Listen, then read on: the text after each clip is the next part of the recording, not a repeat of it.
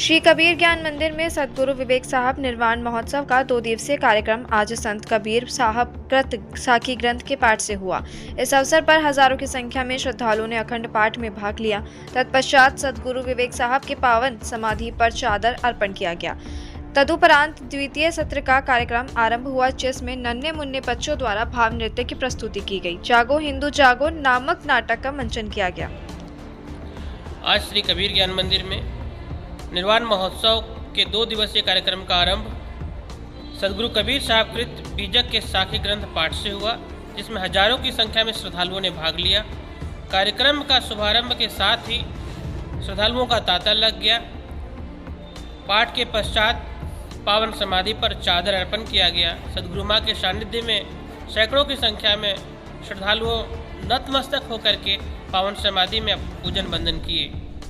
द्वितीय सत्र में जागो हिंदू जागो नामक नाट्य मंचन से आरंभ हुआ। नन्हे मुन्ने बच्चों के द्वारा सांस्कृतिक कार्यक्रम की प्रस्तुति की गई। इस नाट्य मंचन के द्वारा सद्गुरु मां यह संदेश देना चाहते हैं कि हिंदू समाज आज कैसे सोया हुआ है और यह विगत कालीन है, यह कोई नवीन नहीं है।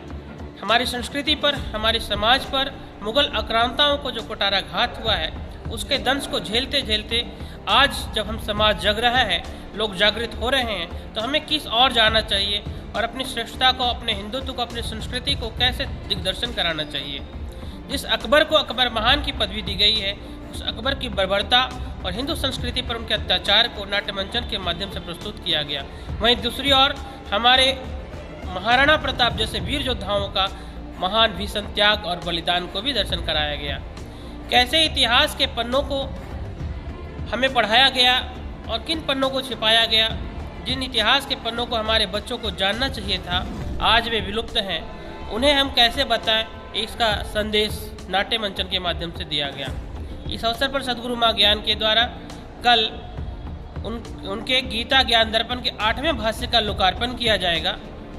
सद्गुरु मां के द्वारा अभी तक गीता भाष्य के कुल 8 खंडों का प्रकाशन किया गया है और इस अवसर पर श्री कबीर ज्ञान मंदिर पत्रिका, जो श्री कबीर ज्ञान अमृत कबीर ज्ञान मंदिर से प्रकाशित होने वाली अनूठी और अद्वितीय पत्रिका है, का 25वां साल भी पूरा हो रहा है।